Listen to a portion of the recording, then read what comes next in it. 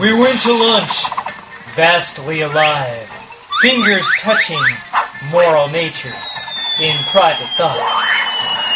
Swiftly flew time among servers, bringing meager droplets of wine, drunk on passion. Arrows flew time on noisy streets, shooting sunshine in sexy brains, down into bed. Passing the time in curved softness of rippled sheets flying around rectangular.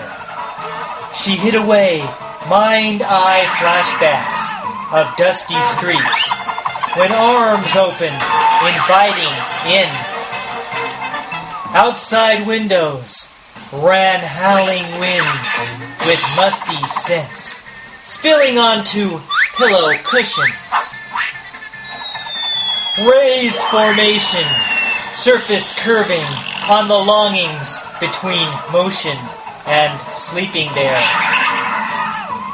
Names are murmured during the lunch, feeling ripples, passing the day like matinees.